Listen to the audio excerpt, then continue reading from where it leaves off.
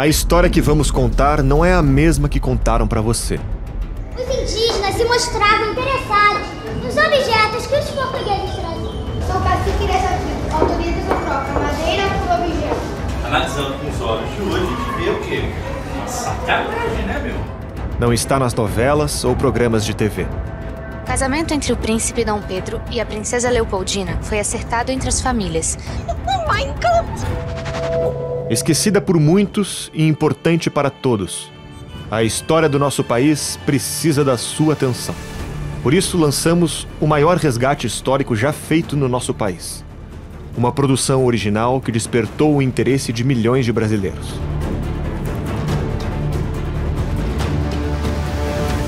É exatamente nos momentos mais difíceis que a história merece ser lembrada. Assine agora Brasil Paralelo por apenas R$ 19,00 mensais e assista aos 5 episódios da série Brasil, A Última Cruzada. Uma saga de coragem e sacrifício.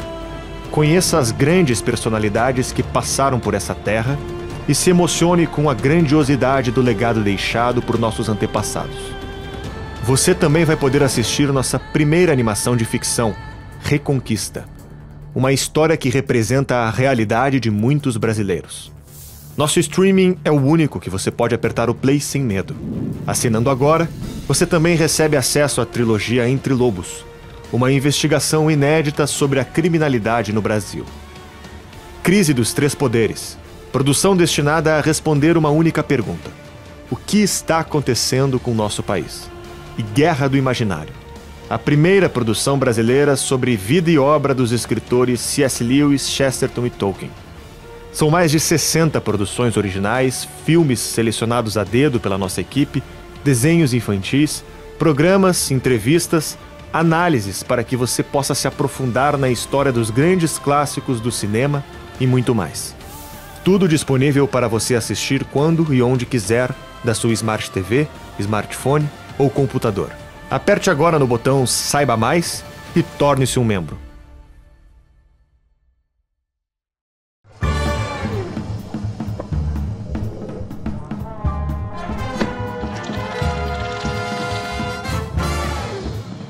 Começa mais um Conversa Paralela, o seu podcast semanal da Brasil Paralelo. E eu digo mais, o seu podcast favorito da vida. Não é não, Arthur Morrison? Com certeza. Boa noite. Da vida e de Renata Viana. E de Renata Viana, sempre bom lembrar. Fazia tempo que a gente não lembrava Exato, que era o podcast Renatinha. favorito da Renatinha. Exato. Coisa boa. E semana especialíssima porque as pessoas vão nos ver não 2 vezes, mas 3 vezes, Amanhã Arthur. tem programa, inclusive, especial. Não vamos dizer com quem. Não. Mas amanhã terá Terça, mais um quinta Conversa. e sexta. Exatamente. Por que essa semana é tão especial? Porque estamos lançando Brasil, A Última Cruzada, o remaster daquela série de 2017. que todo Divina, mundo maravilhosa. conhece. Sabe, que levou a Brasil Paralelo aí pros 4 cantos do país. Levou pra fora também. Então, ó, a gente está estreando na nossa plataforma, exclusivo para membros. Você que já é membro, você já pode assistir os episódios aí na plataforma. Para quem não é membro, é só assinar a Brasil Paralelo. A gente está com esses 3 planos exclusivos. Vou pedir pro Thiago colocar aí na tela os 3 planos. A gente tem o plano básico, o intermediário e o acesso total 4K. Cada um tem as suas features aí, as suas novidades em cada plano, né? Todos abarcam a questão do streaming, com catálogo infantil, a análise dos filmes. Produções originais. Exato, as produções originais. Tem o Entre Lobos, tem Invasão Bolchevique, Feminismo. a Guerra do Imaginário que a gente acabou de lançar, e tem a série Brasil. E esse último, né, plano, que é o 4K, que você pode baixar filme, assistir offline e tal. Tem 4 telas, um monte de tela aí, plano familiar e tal. Tem os cursos também, né? Então você aproveita e assiste também. Todos os cursos, são mais de 60 cursos aí na nossa plataforma. Então, link na descrição ou QR Code na tela. E hoje a gente está com um programa especialíssimo, né? Continuamos nessa semana especial. Vamos falar de educação. Vamos, assunto né? que há muito e que tempo tem nos tudo a cobram. ver, tem tudo a ver também com toda a nossa história, tudo aquilo que nos foi negado aí, porque tem raízes educacionais ali. E eu quero que você apresente hoje, então, Sim. nossos convidados, Lara Brenner. Claro, 2 convidados ilustres que muito nos agradam, cuja presença muito nos agrada aqui, que são Ana Maria Camargo, que é mestre em educação, diretora executiva do Instituto Livre para Escolher. Seja bem-vinda, Ana. Obrigada, Lara. Obrigada, Arthur. Um prazer estar aqui com vocês. Prazer todo nosso. Não.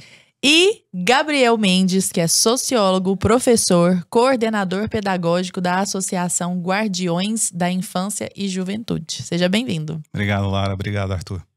Vamos falar um pouquinho, para começar, antes de falar propriamente, entrar no nosso tema, mas o que são essas instituições nas quais vocês trabalham, né? O seu é Instituto Livre para Escolher, Ana. Como que é o Instituto? Qual é o escopo? Isso. O Livre para Escolher é uma organização sem fins lucrativos que tem o seguinte objetivo. A gente quer, primeiro, dar o protagonismo às famílias pelas decisões educacionais. A gente quer encurtar o caminho, ou pelo menos permitir um acesso maior às decisões que são tomadas em relação às escolhas educacionais da escola, ou mesmo para quem escolhe não enviar seu filho para a escola, né? Que as famílias tenham mais poder de decisão sobre isso. E isso vai tanto no apoio a políticas públicas educacionais liberais, quanto também no incentivo para que haja uma maior participação da sociedade civil, da iniciativa privada, no apoio às famílias. Então, idealmente, a gente quer que cada vez mais as famílias possam escolher e sem depender do Estado. Esse, assim, de maneira geral, é o que a gente defende. E as pessoas que quiserem entrar em contato, tem um @ livre para escolher? Como sim, que é? Sim. É contato @livrepraescolher.org.br. Ah, excelente. Vai estar na tela aí pro pessoal. Já coloca aqui na tela, fazendo favor, Thiago. E o Guardiões da Infância e da Juventude, como que é, Gabriel? Certo, então, Lara, o Guardiões da Infância e Juventude, ele surgiu no contexto da pandemia, quando alguns pais e mães em Belo Horizonte resolveram fazer diversas manifestações para que as escolas voltassem e depois tirasse a obrigatoriedade do uso de máscaras nas escolas. Mas aí aconteceu que os pais começaram a perceber também a má qualidade da educação.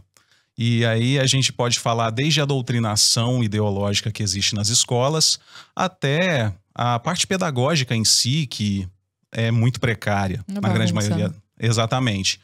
E aí, por conta disso, foi criada uma associação por esses pais. Eu fui convidado a participar também para pensar nessa parte pedagógica, no quais problemas que devem ser atacados, o que a associação pode fazer para ajudar os pais a detectar esses problemas e aquilo que pode ser feito para melhorar a educação. E aí a gente pensa em diversos conceitos que são trabalhados lá dentro, até no sentido de a gente poder pensar na qualidade do material didático, que é algo fundamental, porque hoje nós temos um sério problema até de lobby de editoras, que é uma situação bem complicada, e a gente passa também por currículo, pela qualidade da formação dos professores, enfim.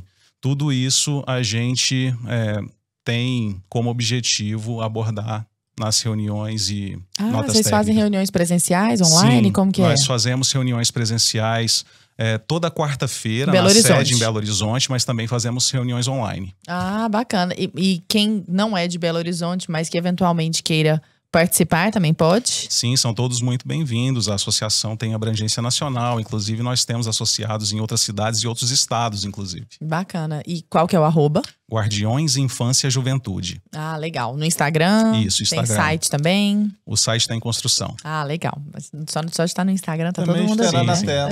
Também estará na tela. E na descrição do vídeo. Isso aí.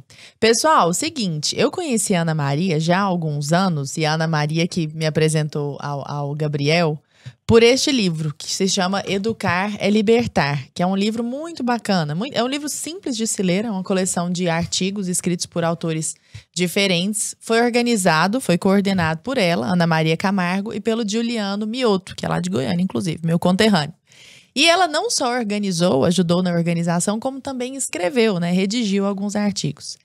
E eu penso que para que nós partamos do mesmo ponto, assim, partamos da mesma base, é importante que as pessoas que estão em casa tenham ideia de como está a educação no Brasil hoje. Como estão os números do ensino, porque não dá nem para chamar de educação, do ensino, né? Da transmissão de conhecimento técnico hoje no Brasil. E eu quero começar lendo aqui só um pedaço da introdução, que foi inclusive escrita por você, né? Que em Educação é Liberdade é o nome do artigo, é o capítulo 1. Ana Maria fala o seguinte: no Brasil, o Estado controla a educação através de seus entes federativos, União, Estados, Distrito Federal e municípios, gerindo e organizando o sistema de ensino. Então, aqui o Estado controla tudo. Mais pra frente ela diz: a atuação do Estado no setor educacional não se limita somente à gestão financeira. Toda a educação brasileira, seja ela pública ou privada, é regulamentada pelo Ministério da Educação, o MEC. Tudo passa pelo MEC. Cabe ao MEC também definir os princípios orientadores da organização de programas educacionais, assim como realizar o Exame Nacional do Ensino Médio. Então, o MEC entrega a matriz, você que siga. E aí ela fala assim, eu adorei isso aqui, achei extremamente ilustrativo. Ela diz assim: ficamos a imaginar o que aconteceria com a educação brasileira caso a realidade acima não existisse e o mercado educacional fosse apenas minimamente regulado. Então, vamos fazer o exercício imaginativo aqui. E se não houvesse MEC e fosse minimamente regulada a educação? Quais seriam os resultados de uma possível polifonia curricular sem uma base única orientadora controlada pelo Estado? E o que será que acontecer? Em um cenário desastroso, crianças e jovens de baixo poder aquisitivo teriam grande dificuldade de acesso a uma educação de qualidade. Haveria um enorme número de analfabetos funcionais. O país teria resultados pífios em exames internacionais. Imagina, num cenário imaginativo isso. Conflitos ideológicos seriam frequentes no âmbito escolar. A produção acadêmico-científica nacional seria irrelevante. Faltaria mão de obra qualificada e estudantes, e suas famílias ficariam à mercê de escolas que não lhe prestariam contas pelos maus serviços oferecidos. Isso te lembra alguma coisa? E aí ela... cenário imaginário. O cenário imaginário, é. E eu fui lendo isso e pensando nisso. Aí ela diz: infelizmente, apesar de todo o controle estatal, ou por causa dele, o cenário descrito é precisamente a realidade que temos no Brasil. E aí ela vai discorrendo a respeito dessa realidade. Para que nós partamos aí da mesma base, eu queria já que começa vocês... com um tapa na cara. Com um tapa na cara, né? O negócio. Queria saber como que, numericamente, nós podemos comprovar que a educação hoje no Brasil realmente vai muito mal. Que indicadores nós temos e que dados concretos da realidade nós podemos colher? Olha, os números antes da pandemia já eram trágicos. Então, se a gente pensa, por exemplo, os estudantes do ensino médio, a maneira, o nível de desempenho de alfabetismo funcional deles é coisa de um terço deles que consegue minimamente ler com proficiência e ter algum controle sobre a parte matemática. Então, alfabetismo funcional, tanto numérico como de leitura, 2/3 deles são incapazes. Eles não conseguem entender o que significa 2/3, por exemplo. Né?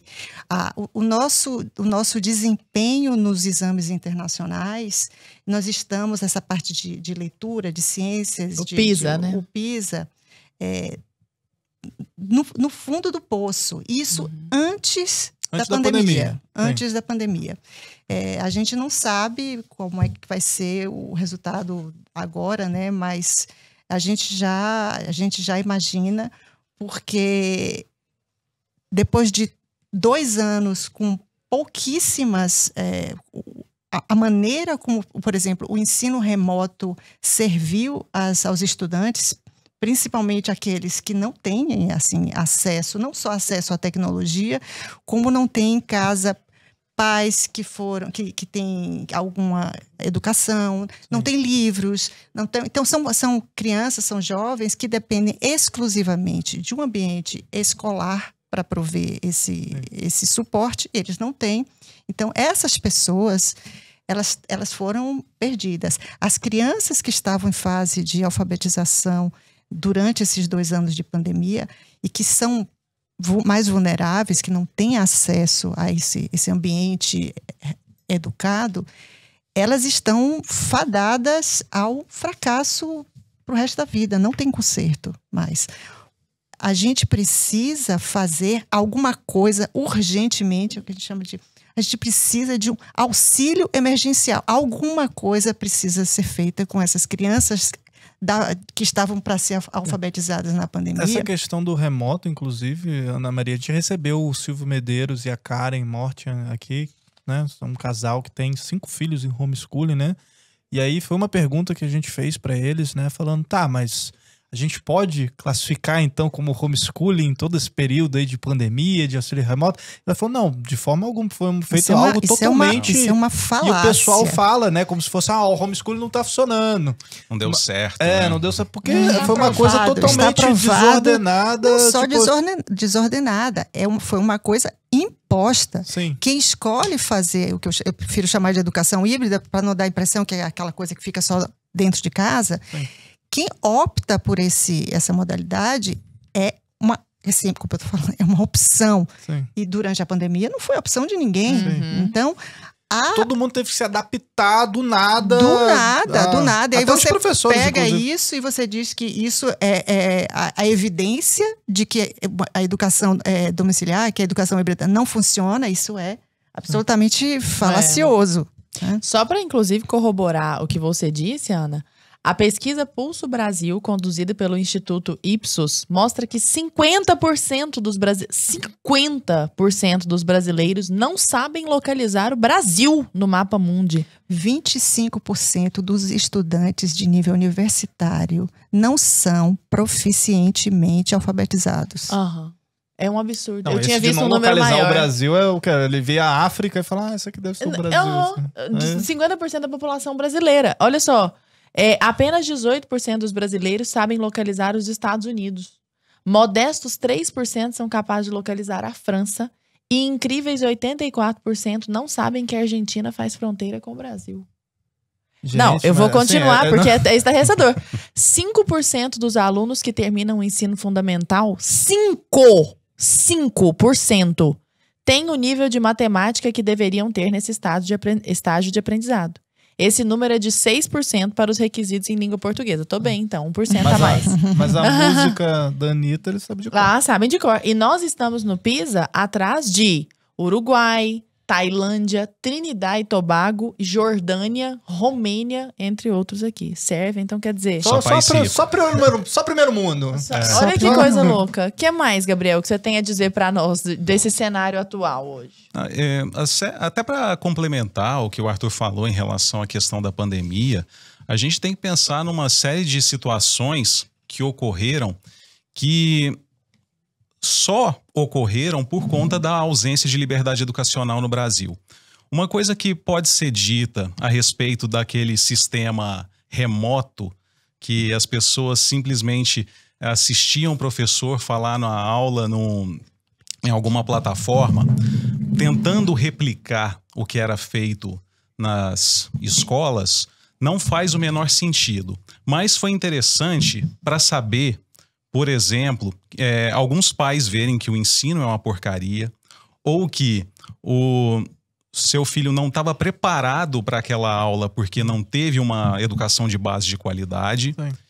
E também... porque a criança na escola, o pai às vezes não tá olhando, né, o que está sendo ensinado ali. Aí quando ele vai para casa, ele percebe, esse silo aqui não é... E a gente tem que pensar o seguinte, né? Esse modelo que a gente tem de professor em sala de aula, ele foi feito pelos governos do mundo todo, não é porque é o governo mais eficiente para o aprendizado.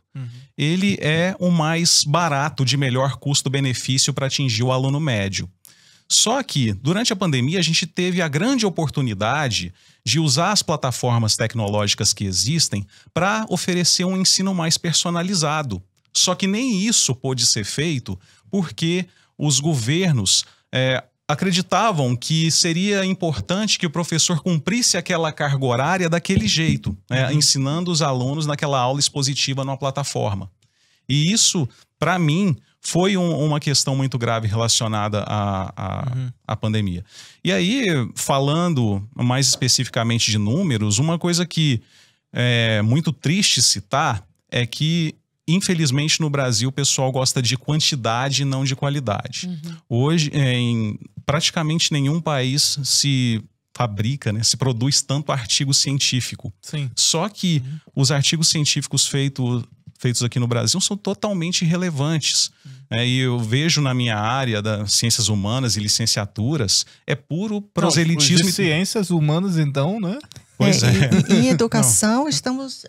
A última vez que eu vi o ranking, estamos em último lugar, em termos de relevância, de impacto científico internacional. A área de educação como ciência, estamos no fundo do poço. Você pega uns artigos, cara, alguns eu já até postei pra tirar sarro mesmo. Sei lá, orgias gays em banheiros no centro de São Paulo, os negócios tipo, tá, o que você vai...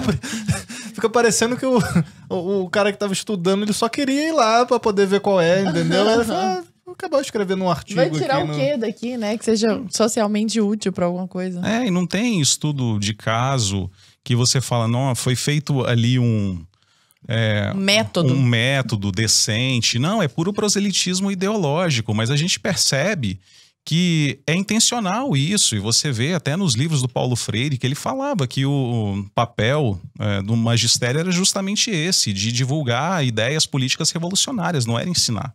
Tanto é que você vê que na prática isso já acontece há alguns anos, inclusive em outros países do mundo que o Paulo Freire influenciou. Que coisa.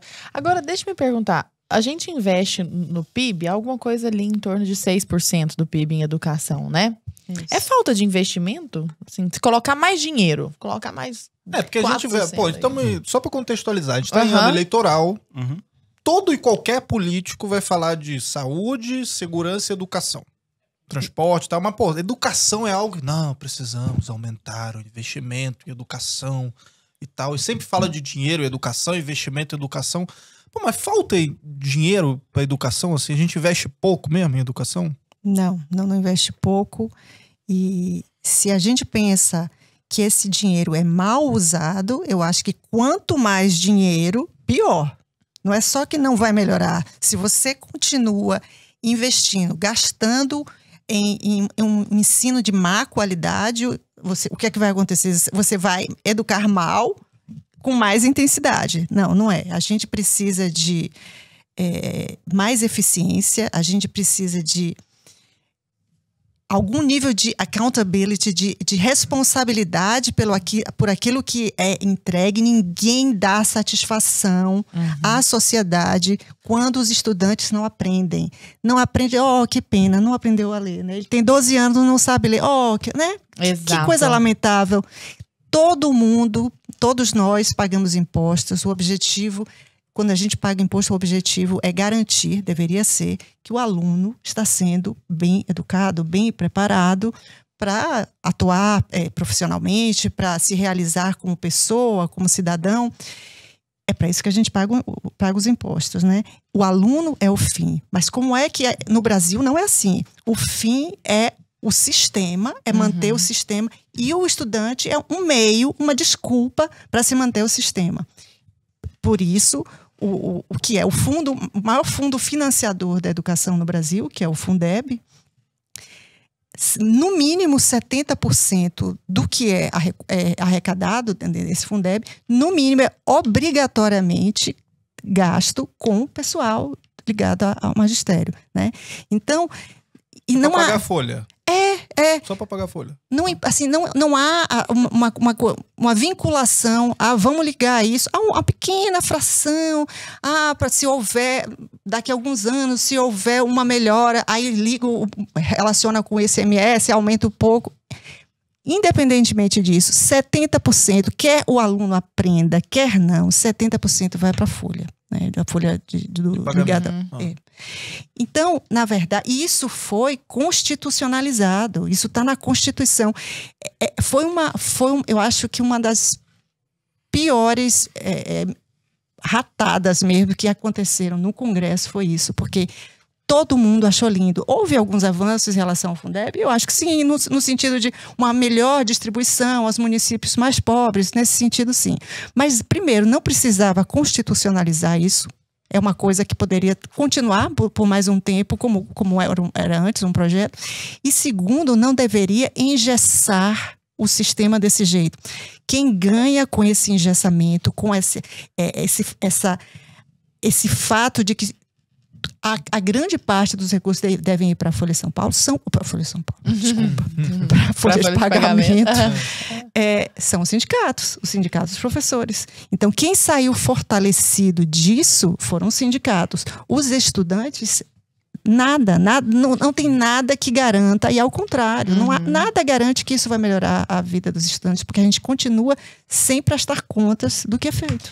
Inclusive esse conceito que você trouxe de accountability, eu até anotei a sua própria definição aqui, para quem tá ouvindo a palavra às vezes pela primeira vez, que é uma palavra meio que intraduzível, assim. Mas significa ser responsável por aqueles que sofrem diretamente as consequências de sua performance. Então a escola performa mal, o professor performa mal, o aluno não aprende nada. Percebendo essa realidade, eu vou atrás de quem? Eu, pai. Vou atrás de quem? Quem é o responsável por isso? Quem responde? E o inverso da accountability, que não existe também a palavra em inglês, mas existe a palavra em português, que é a bigodagem. A bigodagem. O Racha cunhou aí, que é o poder sem a responsabilidade. O cara que faz o negócio, mas ninguém vai se responsabilizar por isso. Muito bom, exatamente. Né? Eu queria aproveitar aí o gancho, a gente está falando de investimento e educação e tal, né? Por que acontece um fenômeno hoje no Brasil, né, nas universidades brasileiras, que o pobre, ele paga para o rico estudar na federal e ele acaba indo estudar na particular? Não deveria ser o oposto, né? Então, por que o pobre ele não tem condições, né? Talvez porque não foi formado ali pela base, né? A base não foi boa, né? Ele não consegue, muitas vezes, chegar numa universidade federal. E quem tá em universidade federal, pô, gente, todo mundo tá querendo saber, é filhinho de papai, é gente rica e tal. Claro, tem pessoas de baixa renda e tal, mas a maioria tem condições de pagar uma particular. E o pobre, ele tá lá, ele vai lá e ele acaba indo pagando uma particular e paga também pelo rico que tá na federal. Por que isso acontece? Isso tudo tem a ver com a questão do financiamento e quem controla esse dinheiro. Porque, infelizmente, o que a gente percebe, isso vale para a educação básica, né? Já que a Ana falou do Fundeb, isso vale para a educação superior também. É impossível ser feita uma mudança na educação sem que os políticos estejam dispostos a peitar essas corporações que mandam na educação. Isso vale para os sindicatos de professores da educação básica, isso vale para o ensino superior também.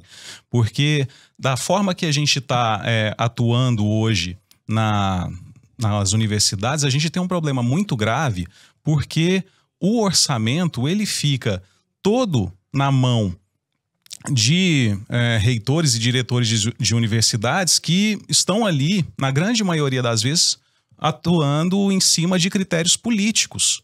Porque existe um lobby interno muito forte. Então não adianta a gente pensar nisso em relação ao que você falou, né? Que os pobres, eles acabam pagando para os ricos estudar porque tem essa situação de que eles têm mais facilidade de passar no Enem, especialmente em cursos de elite. Então, o que pode ser feito é, primeiro, focar o investimento público na educação básica e não no ensino superior, para que as pessoas cheguem em igualdade de condição e que esse accountability da educação básica seja feito não só nas escolas públicas, mas também a gente tem o problema do Fundeb, que não foi autorizado o uso para escolas privadas, né? Então existe quase que inviabiliza para algumas cidades você ter projetos de voucher, de escola charter, e aí você acaba tendo esse problema de que as escolas de elite vão levar os alunos para os cursos principais das universidades federais. Inclusive, um dos artigos aqui na página 81, Daniel ou Gabriel Duque? Daniel Duque. Ele fala, só para chancelar isso que você disse. A chance de um jovem com renda familiar per capita de R$250 ao mês, por exemplo, isso é de 2017, então deve ter mudado um pouquinho, né? É de cerca de 2%. Então, quer dizer, o mais pobre, 2%. Já os jovens de famílias muito ricas, com uma renda familiar per capita de R$20 mil ao mês, têm uma chance de 40% de estudar em uma universidade pública. Uma probabilidade extremamente alta para o percentual de vagas oferecidas ocupadas por toda a população jovem, de apenas 7%. Então, quer dizer, o rapaz que faz parte dos 2% está pagando, ele e a família dele, cuja renda é de R$250 ao mês, esse pessoal está pagando para que o de 40% de chance entre na universidade. Quanto mais pobre, maior o impacto que tem a carga tributária, né? Sim. Em tudo, né? Nos produtos que a pessoa compra. Tudo tem imposto. De tudo, pois é. O pobre paga proporcionalmente mais. Muito mais. Ou seja, aquele cara que não conseguiu nem que o filho terminasse a educação básica, ele está pagando a faculdade de um outro lá. O filho dele, coitado, não conseguiu nem terminar, porque saiu, foi ficando mais velho, foi ficando para trás, acabou saindo da escola, evadindo, e ele está lá pagando a faculdade. Ana Maria, desse percentual do PIB, aí, em torno de 6%, o gasto com os universitários é proporcionalmente muito mais alto, não é? Do que o gasto com 3 vezes mais. 3 vezes mais do que o gasto com o aluno da educação básica. Da educação básica. Assim, eu fico me perguntando se as pessoas têm ciência disso, né? Que uma parte muito grande do nosso dinheiro vai para universitários, que em grande parte das vezes, mais de 30%, de acordo com os últimos dados do INAF, não sabem ler e interpretar um texto. Exatamente. Por quê? Porque eles têm um problema fundamental. A gente tem que investir. Aí eles querem corrigir frente. isso com cotas. Aí tem as cotas, né? Que são para as pessoas que são egressas de escolas públicas. Mas o correto a fazer seria permitir que todas as pessoas tivessem uma educação básica adequada, né? Para que não precisassem de cotas mais para frente, né? Mas ainda tem um problema que é muito mais grave que esse que eu vejo, é que foi criada uma cultura, especialmente nos anos 2000, de que a pessoa é plenamente educada se ela tiver um diploma universitário. Sim, é um fetiche, né? Cultura do diploma, né? Exatamente. Isso está fazendo um monte de gente sair da universidade desempregada, ou então com salários muito menores do que se tivesse feito um curso técnico, por exemplo. Então, a gente precisa até começar a repensar os critérios, não vou falar critérios rígidos, impostos pelo Estado, mas questões mais racionais que o próprio mercado pode perceber o que é mais importante, o que é prioridade dentro do mercado do que as pessoas estão demandando de fato. Será que elas estão demandando tantos... É difícil até citar algumas profissões, mas vamos falar... Eu vou citar uma, professor. Isso, professor. Já que você falou, né? Não fui eu, né? Mas eu tenho lugar de fala também. Você né? é professor, né? Exatamente. Mas o que a gente pode perceber, e em diversos aspectos, você vê muita gente nas licenciaturas sendo mal formados.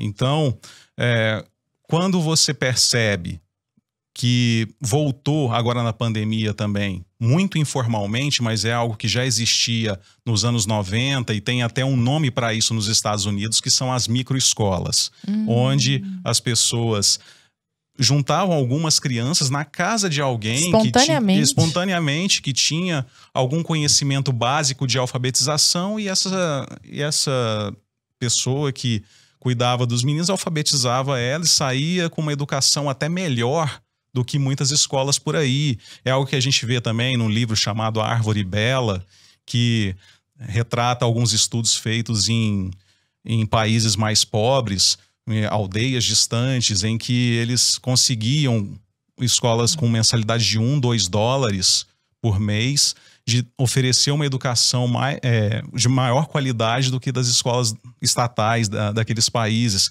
Enfim, como naquele exemplo que a Ana deu e que a gente estava falando no começo, existem diversas possibilidades que não são exploradas justamente pela ausência de liberdade educacional no Brasil. Pois é, e falando em ausência de liberdade, essa ausência de liberdade tem a ver com essa centralização forçada no MEC. E agora, quando vocês escreveram o livro, a BNCC estava prestes a ser aprovada e agora ela já foi. Sim. Então, ela ajudou ainda mais essa centralização. Sim. Como que vocês veem, e eu começo pela Ana, mas quero muito ouvi-lo também, como que vocês veem essa centralização no MEC por meio de um instrumento que se estende até aquela escolinha do município mais lá, que é a BNCC, que é a Base Nacional Comum Curricular? É complicado porque a BNCC ela não pretende ser um currículo, né? Ela se chama uma base e aí ela assim, deve caber a cada secretaria de Estado fazer o seu currículo. O currículo da formação docente também é baseado nessa BNCC. Então, eles formam os professores para ensinar aquilo ali. E as secretarias devem desenhar o seu currículo para aplicar aos estudantes. Essa base nacional, ela foi feita de uma maneira extremamente populista. Fazer um currículo não é uma coisa trivial. Uhum. Pessoas devem ser especialistas para fazer. Não é uma coisa simples de fazer. No Brasil, foi feita na base do assembleísmo, né? Vamos juntar, contribuam à sociedade. Então, aí... O que aconteceu? O que saiu dali foi a partir de uma disputa, né? Pensou-se, por exemplo, vamos tirar sociologia da escola. Aí veio o sindicato dos professores, os professores, não pode tirar sociologia. Arte, vamos tirar. Eu não estou dizendo que tem que ser de um jeito ou de outro. O meu ponto é o seguinte: a maneira como a BNCC foi construída não foi absolutamente técnica. Foi uma coisa foi o resultado de pressões de grupos de interesse para manter o seu quinhão, de uma ideologização que a gente já sabe, já acompanha, para incluir uma parte bastante doutrinadora nisso aí. E, para mim, o que é ainda pior é essa doutrinação, ela está presente, eu acho que da maneira mais nefasta possível na parte da BNCC, na educação infantil e na analfabetização. A maneira como os professores são ensinados a alfabetizar, baseada na abordagem socioconstrutivista, é algo que a ciência cognitiva já mostrou com evidências que não funciona há mais de 30 anos. O Brasil insiste em fazer isso. Então, o professor da educação infantil, da alfabetização, ele é proibido de ensinar. Ele não pode ensinar, tem que esperar. Primeiro, você tem que desenvolver o pensamento crítico de uma coisa que ele não conhece. De uma criança de 5 anos. Então, sobre algo que ele não conhece. Que ele não conhece. Então, primeiro você vai teorizar sobre o nada. Você pede a uma criança que teorize sobre o nada, né? E quando já se sabe, já existem métodos comprovadamente que funcionam, né? Dá só um exemplo pro pessoal de casa, assim, de alguuma abordagem meio socioconstrutivista do método global. Do professor brasileiro, assim, que ele fala que... Por exemplo, eles ensinam a ler, assim... Tem um contexto, você tem que ter o contexto. Então, vamos estudar crianças sobre como é um bilhete, a estrutura do bilhete. Aí se fala em que momento você manda o bilhete. Para que serve um bilhete? Aí se contextualiza toda a história do bilhete. Aí tem ali as palavras, as crianças aprendem globalmente. Então, eles identificam aquilo ali. Como eles ensinam o nome da criança? A primeira coisa que a criança aprende a ler é o seu nome. Você identifica, não porque você conhece os fonemas, eles não aprendem os fonemas.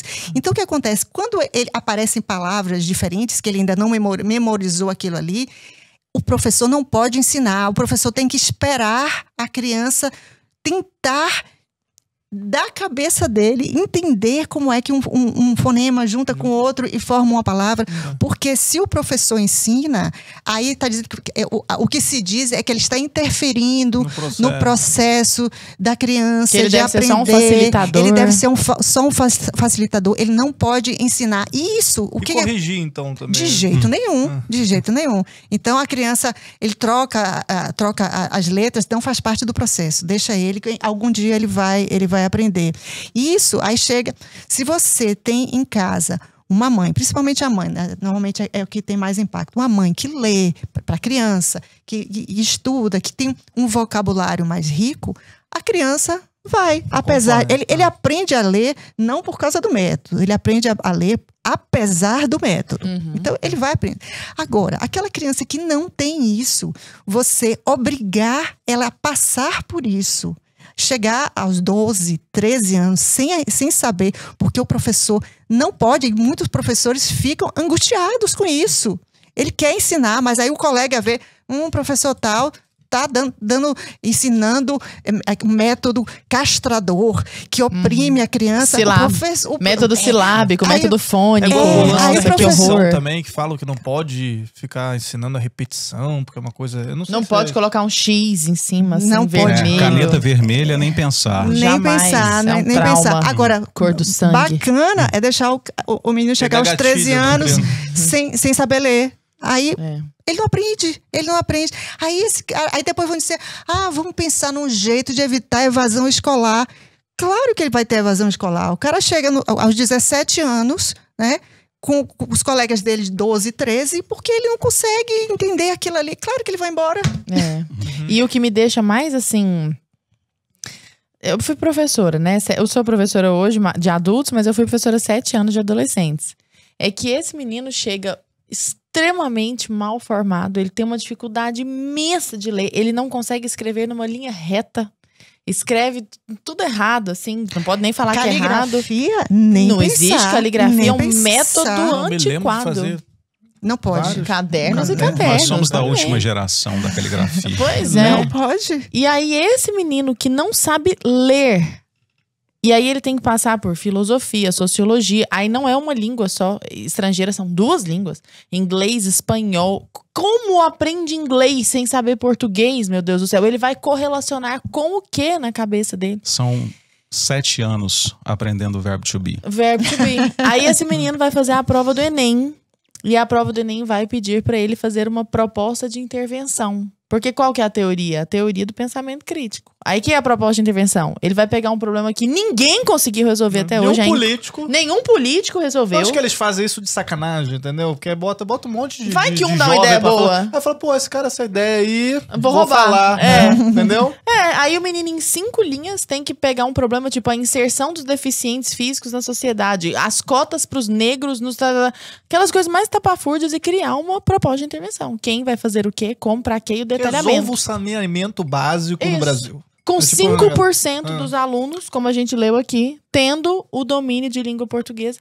Que adianta, gente? Assim, você vê que é uma enganação que vai se retroalimentando. Você vê assim, Gabriel? Sim, isso aí que a Ana falou é algo que, como eu também dei aula para adolescentes, inclusive em escolas públicas até 2015, eu ficava angustiado muito com isso, mas naquela época eu não tinha essa percepção de que... Aliás, eu tinha a percepção de que isso vinha da base, mas não sabia como e por quê. Aí eu fui começar a perceber, igual a Ana escreveu algumas questões da alfabetização global, é ridículo, né? Eu sou o Gabriel, então eu vou descobrir da minha cabeça que a sílaba G de garrafa tá igual ao meu nome, e eu vou descobrir isso sozinho, não vai ter uma pessoa ali para me ajudar. E esse método que todo mundo fala que é libertador, na verdade, ele é o castrador.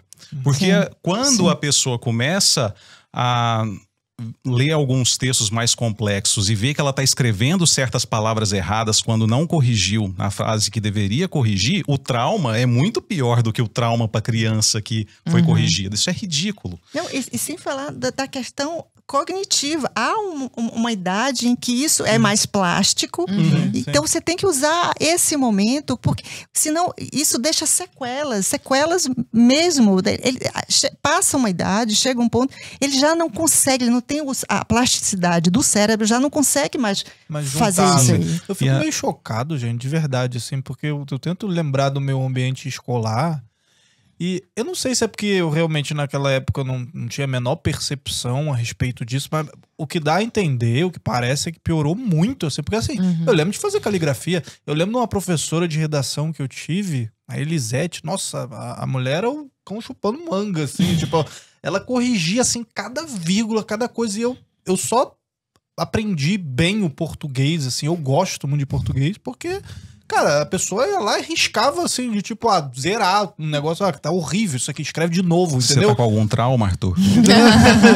E eu falei, cara, não, mas você, se for, você fala, pô, como assim? Entendeu? Não sei escrever minha própria língua, então eu gostava, porque me instigava, cara, eu quero fazer direito, sabe? Mas tipo, até aprender. ela era incrível, então eu falei, cara, eu quero só pra essa mulher poder me dar um 10 ali, tipo, só pra eu esfregar na cara dela. Virava até uma competição ali. Exatamente, eu não consigo criança... entender isso, e aí, tipo, você não pode dar um X, você não pode corrigir, precisa escrever o problema. Aí você fica, não, ele vai descobrir o caminho Ele vai descobrir, certo. não corrija. Gente, é meio loucura, assim, pra eu conseguir imaginar isso acontecendo porque é meio hoje. loucura mesmo. A né? verdade é que a criança, além de tudo, tem isso. A criança gosta de ser desafiada também. Exato. Então, é muito pior para eles depois ver que, eu não sei ler com 15 anos. Isso sim é que vai desmotivar. E aí, você falando da questão do currículo, o que não tem na BNCC, por exemplo, eu não sou exatamente contra um currículo mínimo, especialmente porque é importante que o Brasil participe de exames internacionais para a gente saber como é que está a situação. Tem o PISA, que já mostra que é tudo uma porcaria. Agora o Brasil finalmente vai começar a participar do PIRLS, que é relacionado à questão da literacia, porque é fundamental a gente comparar o ensino brasileiro com o resto do mundo. E aí a gente começa a perceber algumas causas, e uma coisa que não tem na BNCC é essa questão da hierarquização do ensino. Porque, como a Ana disse, tem algumas questões que são fundamentais no começo e que você tem que ter fluência de leitura primeiro, né? Tanto é que todos os países do mundo têm isso, tem uma meta. A criança no primeiro ano vai ler 60 palavras por minuto. Aqui no Brasil não tem isso.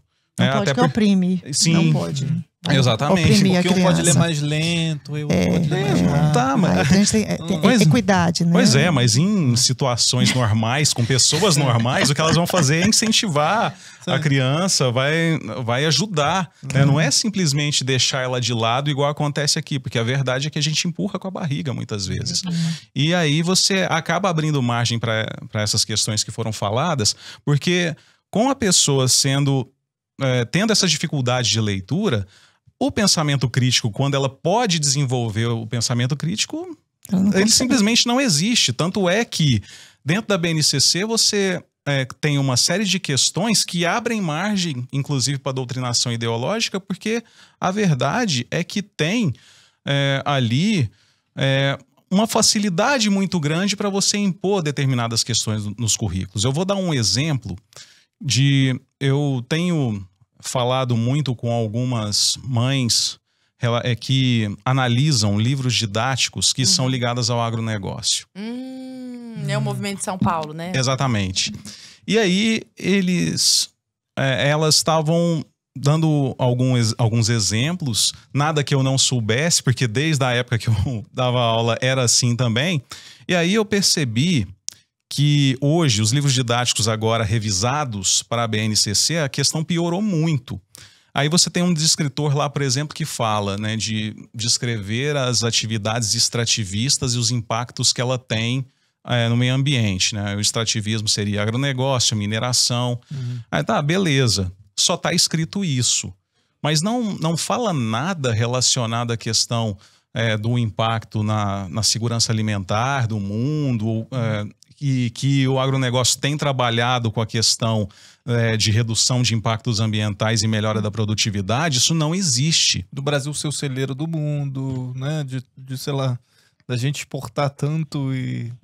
Pois é, e a gente não está nem falando aqui de questões ideológicas, a gente está falando de fato. Aliás, é um outro dado importante. As pessoas hoje não sabem diferenciar fato de opinião. Não sabem, só 12%. Exatamente. 12% da população, literalmente, assim, de acordo com os últimos dados do Instituto Paulo Montenegro, do INAF, 12% da população tem desenvolvimento proficiente no domínio da língua portuguesa, o que implica dizer que sabem diferenciar um fato de uma opinião.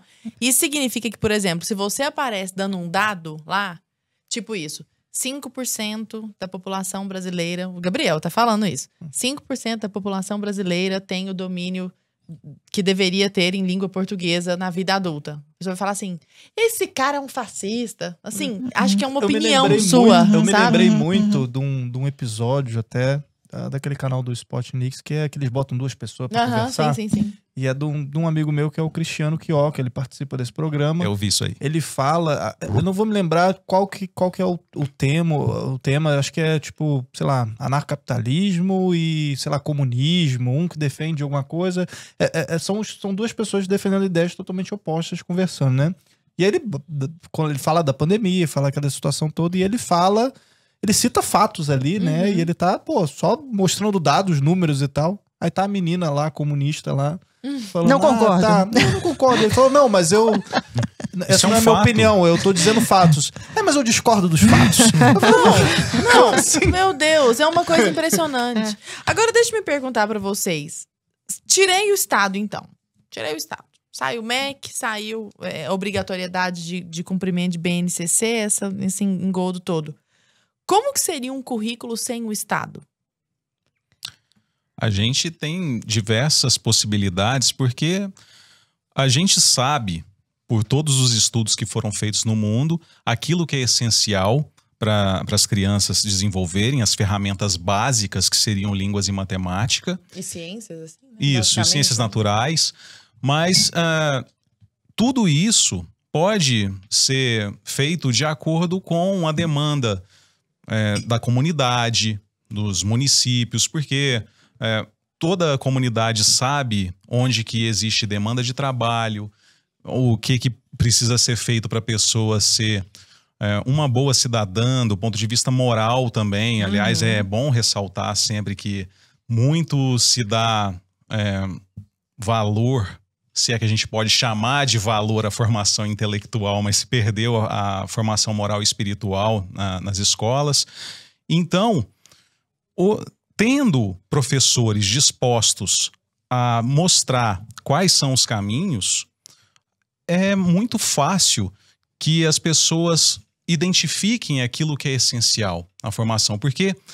E que difere de lugar para lugar. Exatamente, porque uma coisa que é importante ser ressaltado, até voltando na questão do método de alfabetização, o que as pessoas não entendem, essas pessoas que ainda insistem no método global, é porque elas acreditam que a escrita ela se desenvolve da mesma forma que a fala. Espontaneamente. Exatamente. Só que a escrita ela é uma técnica. Sim. Da mesma forma, assim, a gente falar que a escrita se desenvolve espontaneamente da mesma forma que a fala, é igual você falar que a capacidade de uma criança dirigir é a mesma, né? Vai acontecer de uma forma tão espontânea quanto ela de andar. Então, tudo isso a gente já tem registros. O que pode ser feito é um aperfeiçoamento. Existia o método silábico, que todo mundo aprendia com cartilhas, né? Ninguém morreu, ninguém teve trauma por conta disso. Eu aprendi dessa forma. Exatamente. Aí o método fônico, ele é uma evolução do método silábico que está sendo usado, quer dizer, está sendo divulgado pelo governo federal, só que infelizmente o pessoal prefere não usar muito mais por questões políticas. Insanidade. Existe sempre esse problema. Então, quando... não é só, quer dizer, o problema não é só o MEC, né? Eu fico impressionada como as secretarias de educação nos estados têm poder destrutivo. É tudo emparelhado, né? Destrutivo. É isso aí. Inclusive, isso tem muito a ver, essa sintonia de pensamento das secretarias com o MEC, com tudo. Com as doutrinações. Com as doutrinações. Eu já tava pensando nessa, porque eu já ia fazer essa então, pergunta. fica à vontade. É sua. A gente vê, né? Volta e meia vídeos, né? A respeito dessa questão da doutrinação nas escolas. Há quem diga que não existe doutrinação, uma doutrinação marxista, assim, ordenada nas universidades. Há quem diga que existe. Eu queria a opinião de vocês a respeito disso, né? E qual que seria, se existe, como é que a gente pode contornar isso? Bom, eu não vou lembrar aqui o percentual exato, mas houve acho que foi a Gazeta do Povo, fez um levantamento do acervo das bibliotecas de grandes universidades brasileiras. Então, comparando o percentual de escritores, cientistas, enfim, autores de livros tidos como de direita e autores de livros tidos como de esquerda. Uhum.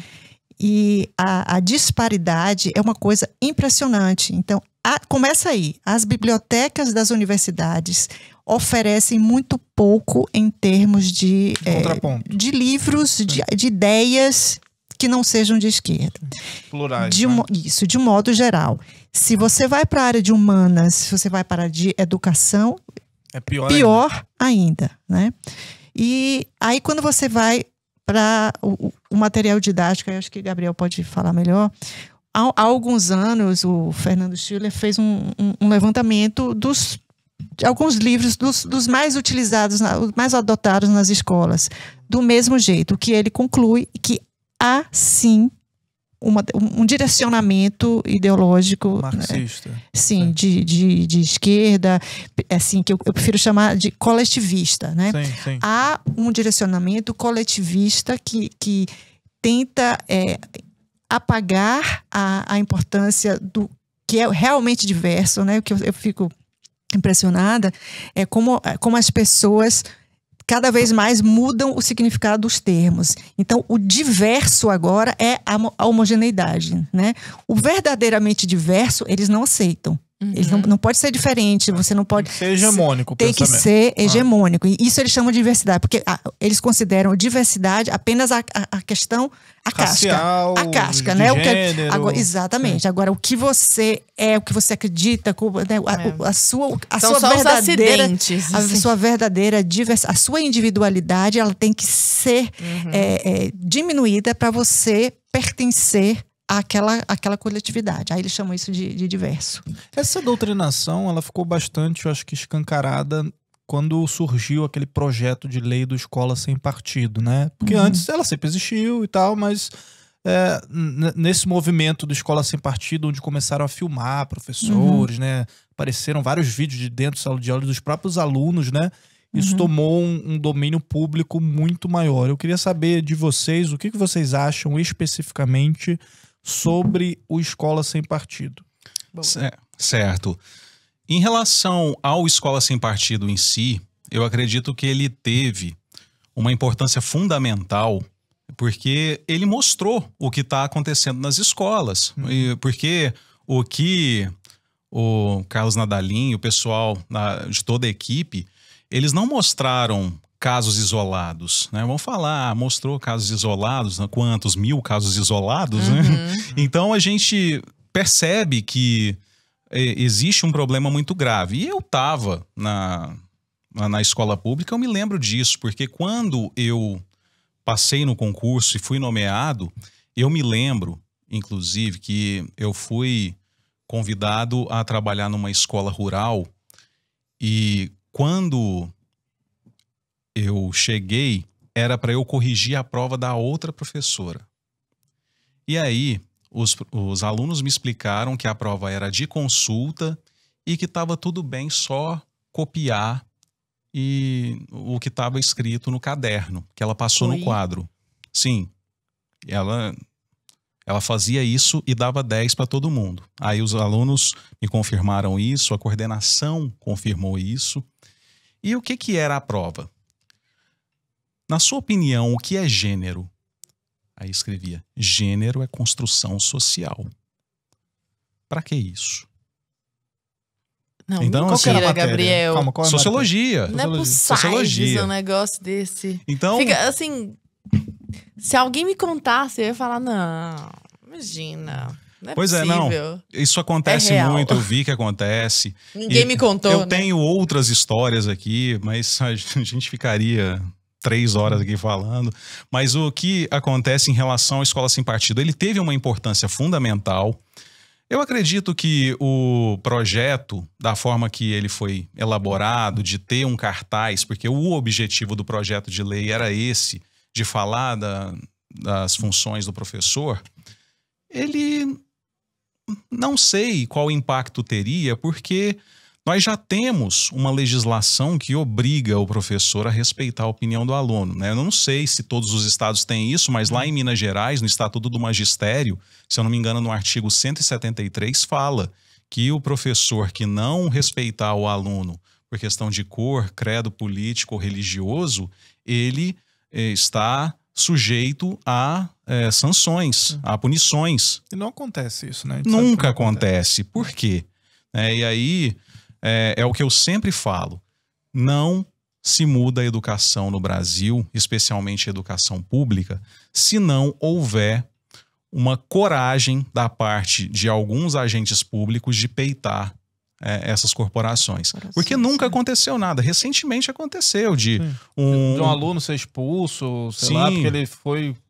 Teve até um negócio do agro, um aluno defendeu o agro, sei foi lá. Uma escola privada, isso foi aqui em São Paulo. Privada. Mas teve uma discussão política entre professor e aluno, que o professor disse que se recusava a dar aula para um aluno como ele. E chegou na corregedoria, se eu não me engano, lá do estado, pergunta se vai dar nada. Não vai. Porque ninguém tá querendo comprar esse tipo de briga, infelizmente. A gente trouxe, inclusive, a Isabela Arruda e a Karen Nery aqui para falar. Foi muito bom aquele sobre doutrinação nas escolas. Aliás, se você não viu, veja este podcast. É um dos clássicos daqui, né? É bem antigo. Vai lá, doutrinação nas escolas, assim. E é legal porque a gente trouxe a Karen, que ela traz o ponto de vista dos pais, né? Porque ela tem filhos que estão ela tem um filho que está no colégio e tal, então ela vê ali como é que é essa doutrinação a partir dos livros didáticos, né? Também tem os movimentos lá que ela participa, né, do pais na educação escolar, lá dos filhos. Pais de olho no material didático. Escolar. Obrigado. E tem a Isabela Arruda, que ela foi expulsa, inclusive, do colégio, porque, sei lá, ela tava discordando. Ela tava falando... E ela é uma princesa, assim. Ela tava discordando de alguma, sei lá, de Paulo Freire. Em algumas ela tava falando, não, acho que não é por aí e tal, né? Ou tava falando, sei lá, de cristianismo lá, pra alguns amiguinhos, aí pronto. Aí foi convidada a se retirar. Mas já que você falou de Paulo Freire, a Ana já tinha falado muito bem em relação à comparação, e muita gente fala, mas isso aí... porque os professores concluíram, isso faz parte, porque quem é de humanas é naturalmente de esquerda. Isso é bobagem. Na verdade, o que acontece ali é método. Porque se você pensa, o Paulo Freire é o patrono da educação brasileira. Ele é idolatrado nos cursos de pedagogia e licenciatura.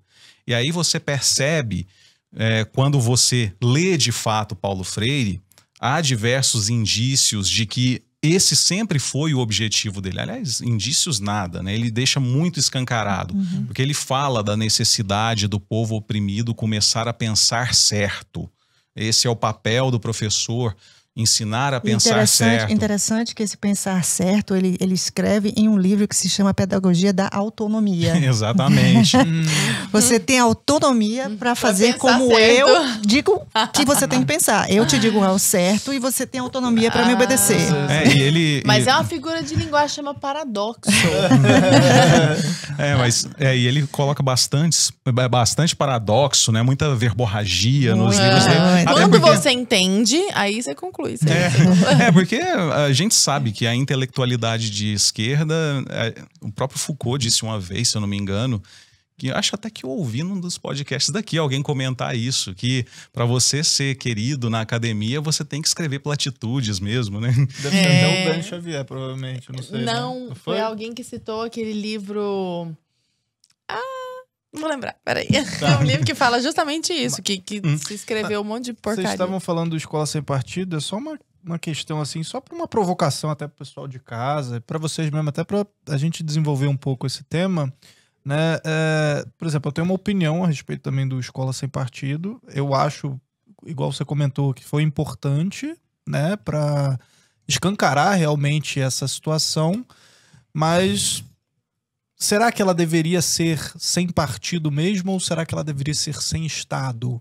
Porque eu pergunto pelo seguinte, cara, a doutrinação, a educação hoje é regulada pelo MEC, né? Pela BNCC, pelo MEC e tal. Isso. Agora, se não fosse regulada, qual o problema de, sei lá, eu botar o meu filho na escolinha Frida Kahlo, Che Guevara ou escolinha Brilhante Ustra, por exemplo, entendeu?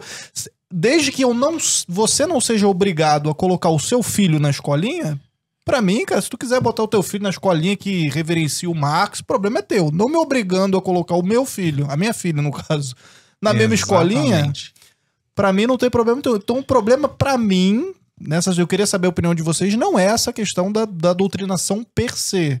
É de você só ser obrigado a seguir a mesma grade que já vem de cima pra baixo. Sim, o grande problema tá na questão do monopólio da formação dos professores que existe no MEC, porque as instituições privadas de ensino são praticamente concessões, porque tudo que a gente percebe nos conselhos de educação e toda a dificuldade para ser autorizado um curso superior, a gente sabe que é assim, e o financiamento que fica para essas pessoas que têm poderes dentro do Estado. Então, se a gente tivesse um ambiente de liberdade educacional, existiriam essas escolas, por que não? Aliás, até existem, né? Porque o MST tem as suas escolas. Foi uma coisa interessante que eu até me lembrei agora, porque a gente falou, né, Ana, do Fundeb, que ele não permite a parceria entre associações sem fins lucrativos,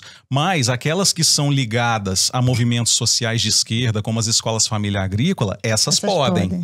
Né? Então, o que você tem aí é um problema de financiamento e o monopólio da formação dos professores. Porque se não tivesse isso, não teria problema nenhum ter uma escola específica de esquerda.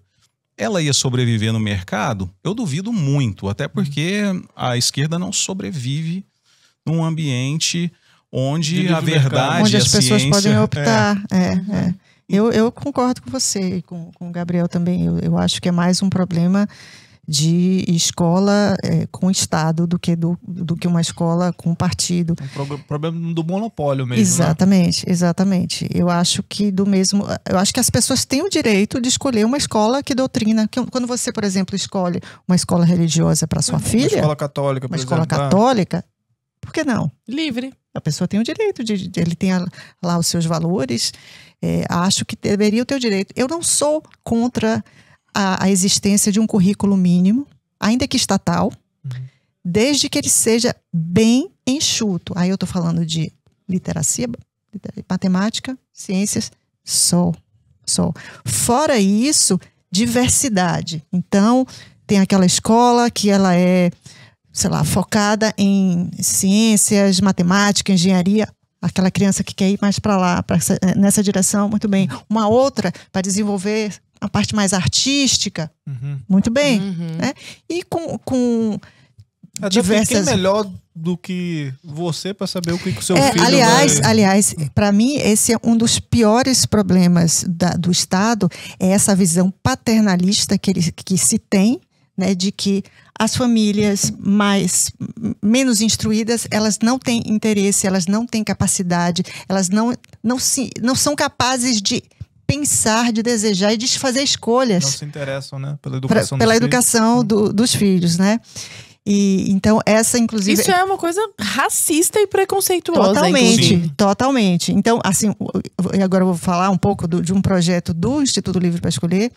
A gente está começando esse projeto de uma pesquisa. A gente quer saber o que as famílias, principalmente as famílias de baixa renda, de média, baixa renda, o que elas desejam da escola, qual é a perspectiva delas, o que elas desejam que os seus filhos sejam capazes de fazer e de aprender na escola. A gente vai fazer essa pesquisa. A nossa hipótese é que, uma vez atingido aquele nível básico na pirâmide de Maslow, eu quero... O cara mora numa comunidade violenta, então primeiro o desejo que ela quer é que o filho vá para a escola e não leve um tiro. Né? Mas uma vez suprida essa parte básica, a nossa hipótese é que todas as famílias querem as mesmas coisas para os seus filhos. Então, esse tipo de pesquisa já foi feita nos Estados Unidos. Então, elas querem que as crianças sejam capazes de ler e escrever, de falar, de chegar num lugar e dizer o que querem, que sejam capazes de ter um conhecimento básico, cívico do que se passa no país delas, né? Isso, independente do nível socioeconômico. E o que eles descobriram nessa pesquisa nos Estados Unidos é que, principalmente aqueles de nível socioeconômico mais baixo, eles estão mais preocupados em garantir literacia, matemática, porque eles sabem da importância disso para o cara conseguir um trabalho. Porque para eles fez falta. Porque fez falta. Então há esse paternalismo. Se deixar o pai e a mãe escolher, a mãe não vai ligar, vai botar numa escola que não ensina o que é importante. E aí começa isso. O que é importante? É o pensamento crítico aos 5 anos de idade? É isso que a gente vai deixar esse cara dizer o que é importante? E essa isso vai muito, impacta muito, por exemplo, da questão da educação híbrida, né, do homeschooling. O pai e a mãe vai ensinar terraplanismo. Não pode deixar porque vai ensinar terraplanismo. Aí o menino vai para uma escola, né, aí aprende que socialismo é liberdade. Isso não é terraplanismo, né? Tá certo. Ou vai aprender, por exemplo, que a Suécia é socialista. Ou vai aprender que homem e mulher não é? Isso não existe. E isso não é terraplanismo. Terraplanismo é só o que ele quer que seja terraplanismo. E isso que você está comentando, Ana, casa justamente com a proposta da Brasil Paralelo, inclusive, de relançar essa série Brasil, né? Que dar um pouco de Brasil para os brasileiros, né? Como já dizia o Thomas Juliano, essa frase dele que a gente aproveita, né, para essa campanha, para tudo isso que a gente está fazendo nessa semana especial do relançamento da série Brasil. A gente teve a oportunidade também, né? Isso eu queria aproveitar.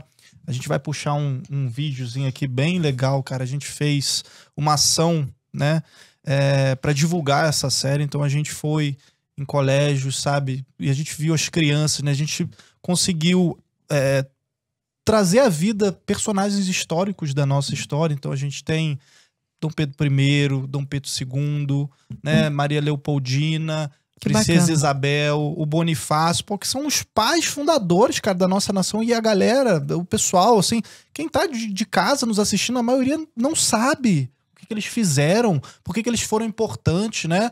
E aí você vê esses personagens chegando nessas escolas, as crianças assim olhando e tal, porque antes foi perguntado, a gente levou um professor lá, né? Professor historiador nosso aqui da casa, lá para perguntar para as crianças, pô, e aí?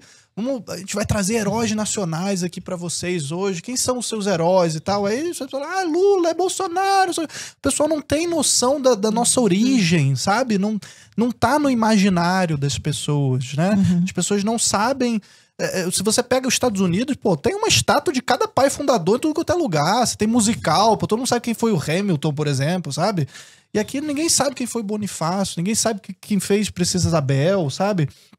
E aí eu queria justamente aproveitar, porque foi um vídeo belíssimo, assim, as crianças, pô, emocionadas, a gente levou uma historinha em quadrinho que a gente fez, que a gente produziu aqui, elas pintaram lá, conversaram lá com os personagens e tal.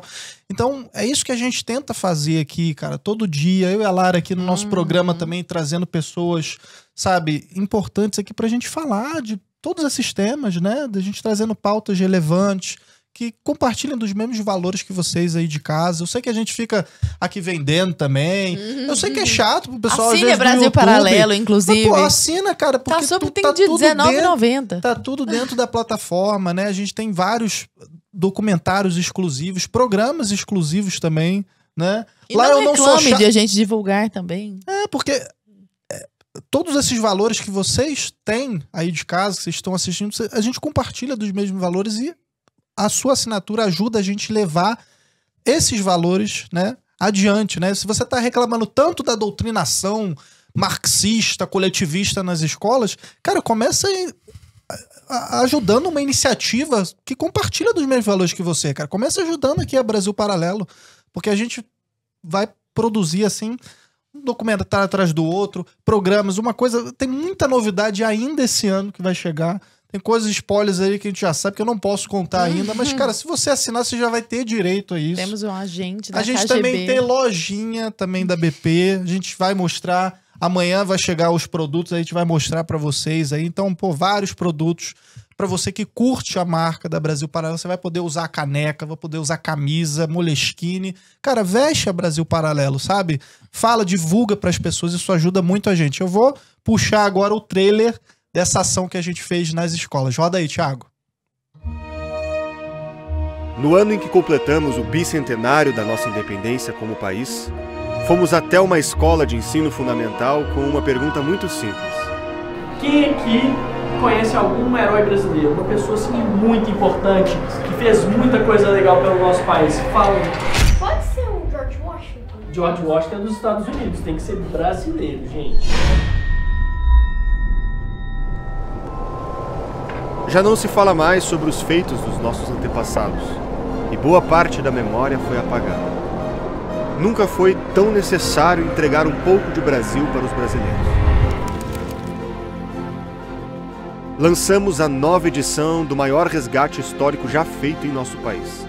A série Brasil, a Última Cruzada, foi lançada no dia 5 de setembro e, junto com a produção, levamos de maneira lúdica e divertida os heróis da nossa história para dentro da sala de aula.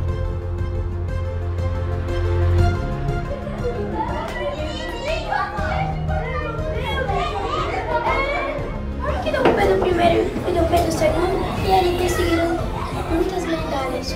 Muito legal! Ó, vou contar um pouquinho da história da Princesa Leopoldina pra vocês também. Tá bom. Pode ser? Vocês querem ouvir? Precisamos reacender o orgulho de ser brasileiro nas novas gerações. Tem mais herói? Você quer mais herói?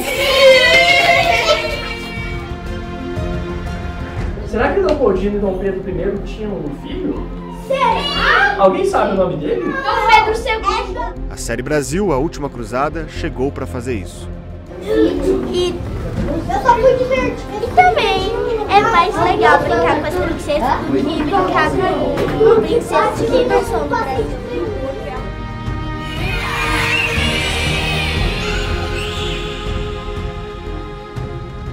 Venha resgatar conosco os bons valores, ideias e sentimentos no coração de todos os brasileiros. Assista com sua família a maior série sobre a história do Brasil. A Brasil Paralelo conta com você e até breve.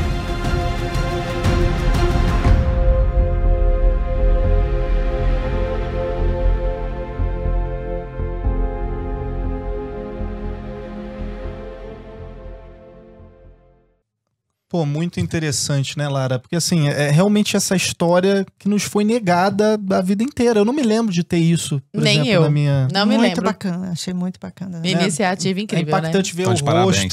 rosto dessas crianças. Queria aproveitar e já agradecer o pessoal da Maze, né, a Ângela Eté, o Bruno Micheloni, o pessoal que todo produziu isso aí em tempo recorde. Cara, parabéns aí, né? Espero que a gente estreite essa parceria. Foi muito bacana.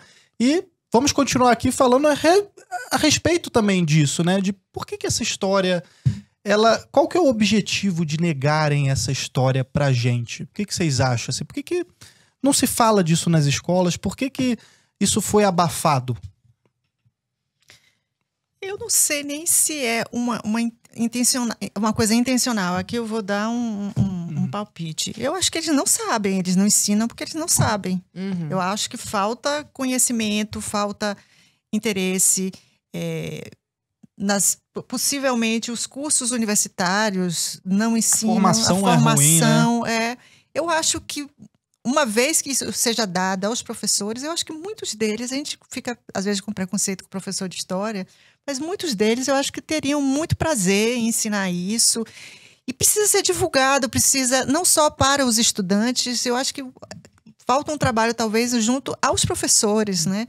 A gente precisa não só ficar apontando, professor de história sempre é esquerdista, é doutrinador, e fazer o oposto, né? Ser proativo, vamos formar professores, vamos capacitar professores para falar sobre essas coisas. E né? até uma forma de vencer, romper Exatamente, com essa militância toda. A gente estava falando hoje... A gente precisa de professores também. Falando com o Gabriel, que às vezes a gente fica só na reação. Isso é ruim, isso é ruim. Deixa os caras fazer. Vamos fazer o nosso. Vamos fazer o nosso. Isso tá ruim, vamos fazer o nosso. Vamos capacitar professores, vamos torná-los parte dessa comunidade escolar que vai levar esse tipo de interesse aos estudantes. Eu acho que tem muita gente que curtiria muito fazer parte disso aí. E todos isso que a Ana Maria tá falando, todas essas profissões são muito importantes. Porque a gente tá aqui desse nosso lado, dessa trincheira aí, né? Dessa guerra cultural também. A gente tá fazendo a nossa parte aqui, mas, pô, os professores são muito importantes lado de lá, né? Então, se você é professor, você tá ouvindo a gente, cara, a gente precisa muito de você também. Inclusive, no nosso podcast de terça, com o Tonon, ele deu várias dicas de fontes de estudo de história que trazem a história. De um jeito efetivamente histórico, sabe? Ou seja, sem puxar para um lado nem para o outro, olhando para as coisas como de fato elas foram, né? Aliás, toda essa discussão, ela é necessária, porque tem uma coisa que já nesse ativismo pela liberdade educacional de tantos anos, eu já presenciei, a Ana também, muito provavelmente, que a gente tem um problema de chegar aos professores. Porque muitas vezes existe uma cultura meio coletivista, que quando a gente fala mal de algumas questões da educação, muita gente acaba levando isso para o lado pessoal. Mas, na verdade, o que a gente quer que os professores discutam com a gente, que entendam o que a gente está falando, não é que a gente está querendo desvalorizar a profissão de professor, não é isso. O que a gente está mostrando é que tem algumas falhas no sistema educacional que a gente aponta aqui porque quer o melhor não só para os alunos e para os pais, mas também de muitos professores que às vezes se sentem intimidados com o ambiente escolar, porque percebem tudo isso que a gente também percebe, mas às vezes não fala nada, se acomoda porque não quer também se indispor com esse pessoal que fica fazendo política e proselitismo ideológico dentro das escolas, ou então acaba desanimando de dar aula e acaba deixando o espaço todo para quem quer usar a escola como espaço de fazer política. Exato. Mas o que a gente está fazendo aqui não é querer destruir a educação, não, a gente quer mostrar que existem alternativas. Até quando a gente discute a questão do financiamento, pensar, não, a escola pública, do jeito que ela é hoje, ela é tão necessária assim? Não necessariamente, a gente tem outras formas de financiar, inclusive a escola pública. E a gente pode pensar em outras questões, por exemplo, muitos professores são contra o homeschooling porque acha que isso criaria desemprego entre os professores, quando é exatamente o contrário. O contrário total. As possibilidades que se abririam com o homeschooling, poderia ser feito currículo, trabalhar com educação parental, com tutoria online presencial, tanta coisa, tanta alternativa. Particular, ou grupinho, ou grupão. É porque é uma visão muito limitada, é igual o pessoal que, sei lá, era a favor da vela contra a eletricidade, ou tipo, o pessoal criticava, sei lá, a internet vai tirar um monte de emprego, mas quantos empregos foram criados só por causa da internet, gente? Ou da robótica, sei lá. Você tem que ter um cara que vai pilotar o drone, pô, entendeu? Aliás, isso que o Gabriel falou é algo fundamental. Quando nós estamos falando dessas opções, e acho que vale a pena nós agora começarmos a aprofundar na questão dos vouchers, que eu sei que é uma grande bandeira de vocês dois, né? Dos vouchers educativos. Nós não estamos falando do fim da escola pública, né? Vocês estão falando de alternativas à possibilidade de escolas públicas. O que a gente defende é que o estudante seja financiado. É ele que tem que ser financiado. Se ele está numa escola pública que a família dele acha que ele está bem servido, ótimo, ele fica lá. Se não, ele pega o financiamento que cabe a ele e ele leva para uma escola da sua escolha. Né? Isso é o voucher, o Vale Escola, né? A bolsa de estudo. Como que funciona na prática? Conta pra gente. Olha, por exemplo, no Chile, onde o sistema de vouchers, de Vale Escola é universal, a família opta e onde quer matricular o filho, né? E, inclusive, há um valor diferenciado para aqueles estudantes mais pobres. Então, o vale dele, a bolsa dele, é mais cara, e ele pode ele pode usar esse recurso, o recurso é transferido para a escola da escolha. Porque às vezes a pessoa pensa assim, se der esse dinheiro na mão da família, o pai vai gastar em cachaça, né? Eu sempre com essa percepção bem ruim dos pais, né? Pai e mãe pobre não gostam dos filhos, não estão nem aí, né? Essa mania de ver com paternalismo as pessoas que são mais pobres e que se não tiver um cara por trás para ensinar ele o que é importante para o filho dele, ele não sabe, né? Isso me deixa tão chocada, porque é tão claro na minha cabeça que isso é racista. E que isso é classista. Preconceituoso. Mas são as mesmas pessoas que posam de uma superioridade moral. Paixões né? da virtude. Aquelas que sinalizam aquela virtude. Quase do amor. Pois é. Aí você vai ver onde estuda o filho dessa pessoa, né? Se tá ali no meio da diversidade da escola pública. Mas aí, o que é que ele diz? Não, o que a gente defende é a escola pública de qualidade para todos. Educação pública de qualidade para todos. Se isso levar 20, 30, 50 anos, que pena, né? Enquanto isso, o filho dele tá lá na escola privada. Lá, defendendo o SUS, para o filho dos outros, né? Para o filho dos outros. Eu luto pela educação pública. Aí, na hora que você diz assim, você quer educação já? Então tá. Então você pega o recurso que está mantendo esse estudante aqui numa escola que não tem banheiro, não tem eletricidade, dá esse recurso, bota o menino com a bolsa de estudo, com um voucher para estudar na escola privada. Não, mercantilização da educação, isso aí não pode. Não Ana, pode. Se me permitem um exemplo em relação a isso. Recentemente, nas minhas redes, eu falei que eu era a favor de um projeto de lei que foi votado em Belo Horizonte proibindo a linguagem neutra. E muita gente questionou, mas você não é libertário? Por que você é contra...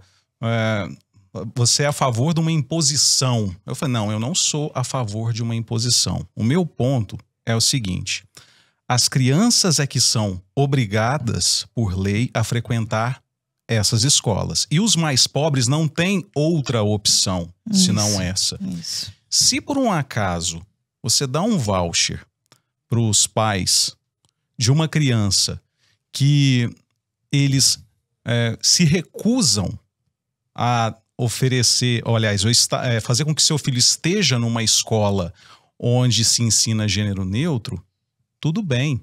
Aliás, se tivesse vouchers, escola charter, poderia propor ou ter escolas de qualquer jeito, inclusive as que tem banheiro único, porque tem umas que não tem nem banheiro, o pessoal está discutindo banheiro único. Né?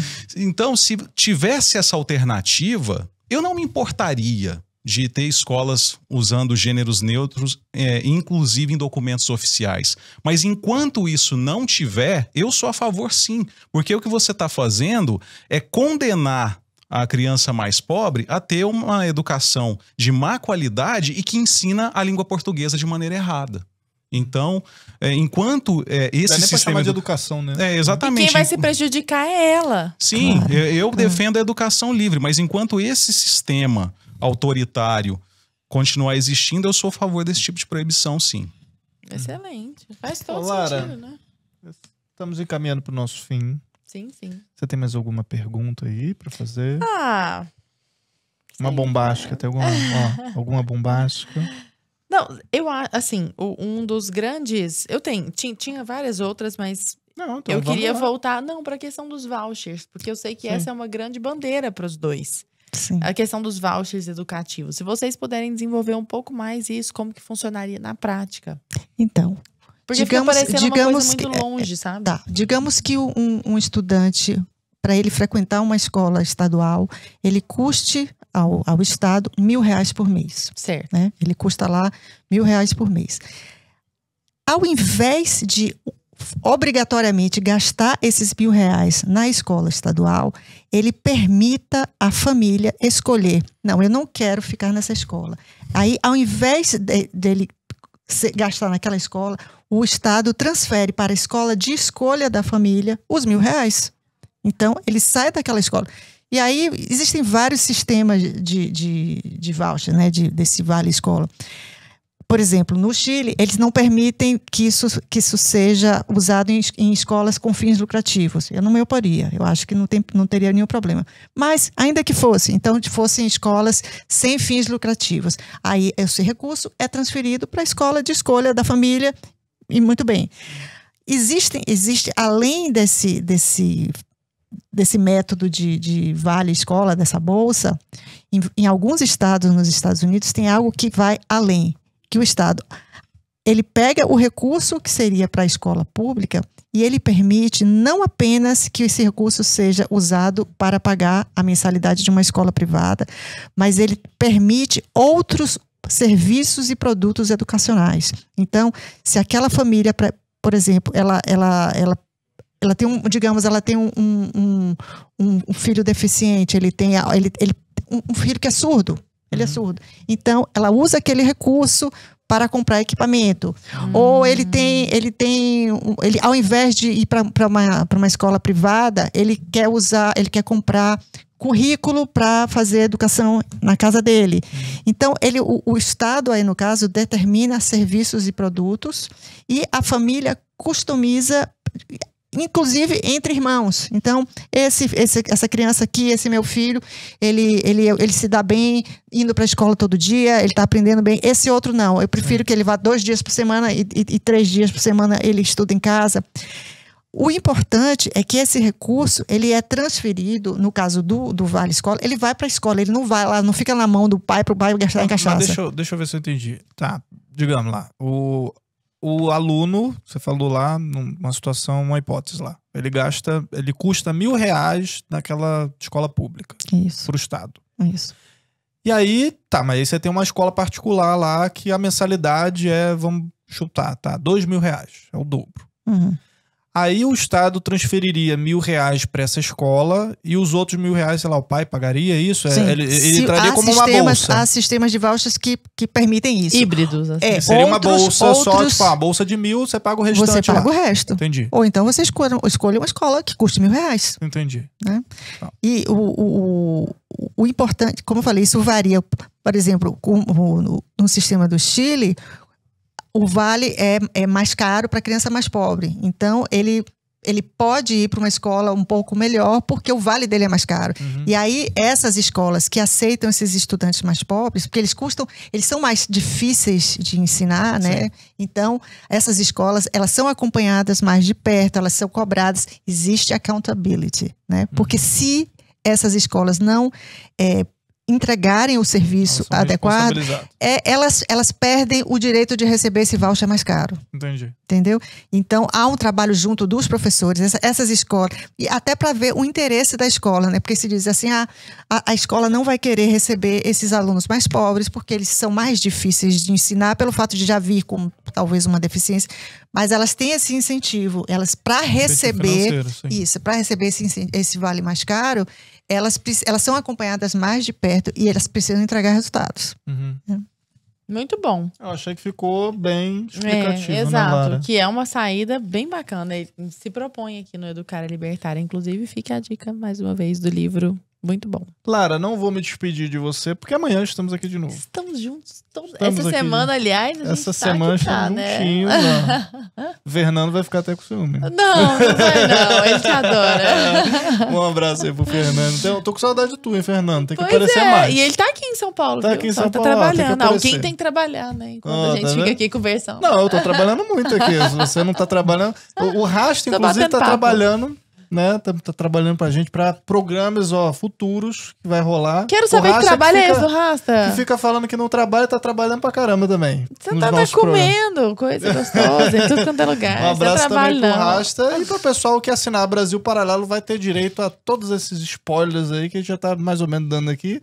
E você vai poder assistir também a série Brasil, A Última Cruzada, que estreou essa semana. Amanhã a gente volta, tá? Antes disso, antes de eu despedir, claro, as redes sociais de vocês, onde é que o pessoal encontra vocês nas redes sociais? Primeiro, Ana Maria. No Instagram, @Livre para Escolher, o Instituto Livre para Escolher.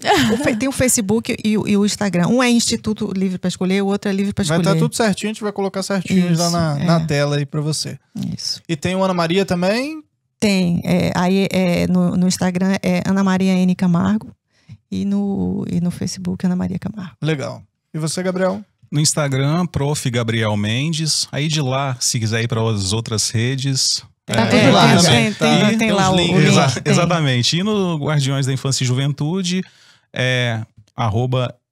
@Guardiões Infância Juventude. Então, Lara, Ótimo. muito bom. Muito bacana. Nosso programa muito bacana. aqui sobre educação, a gente conseguiu, acho que, abarcar bastante coisa aí que a gente Muita. estava devendo pro pessoal de casa, Tava, né? porque o pessoal vinha cobrando essa questão educacional. E acho que a gente tem que falar mais sobre isso ainda. Com certeza. É só um primeiro tema passo muito de grande, um tema né? tão vasto, exato. Então, ó, pessoal, deixa o seu like aí se você curtiu. Assistam também o episódio antigo lá da Karen Nery e da Isabela Arruda sobre a doutrinação marxista aí dentro das escolas. Na Que prática. eu acho que faz bem essa dobradinha com esse Sim. episódio aqui de Sim, hoje. sim. E a gente espera vocês amanhã, às 20 horas, no Conversa Paralela especial da Série Brasil. Porque essa semana vocês vão enjoar de nós. É isso. Vão nada. Beijo pra Valeu, todos. tchau, tchau. Valeu.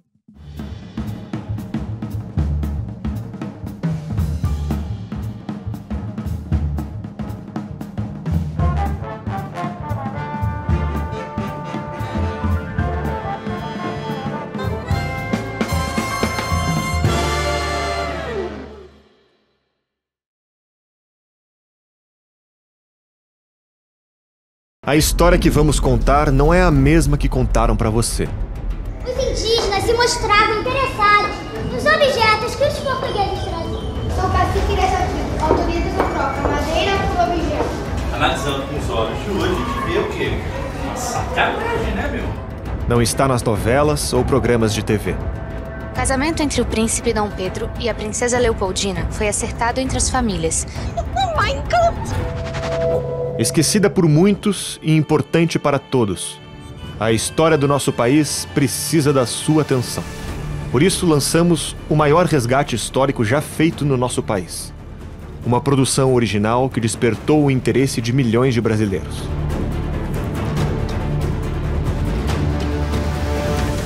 É exatamente nos momentos mais difíceis que a história merece ser lembrada. Assine agora Brasil Paralelo por apenas R$19 mensais e assista aos 5 episódios da série Brasil, A Última Cruzada. Uma saga de coragem e sacrifício. Conheça as grandes personalidades que passaram por essa terra e se emocione com a grandiosidade do legado deixado por nossos antepassados. Você também vai poder assistir nossa primeira animação de ficção, Reconquista. Uma história que representa a realidade de muitos brasileiros. Nosso streaming é o único que você pode apertar o play sem medo. Assinando agora, você também recebe acesso à trilogia Entre Lobos, uma investigação inédita sobre a criminalidade no Brasil. Crise dos Três Poderes, produção destinada a responder uma única pergunta: o que está acontecendo com o nosso país?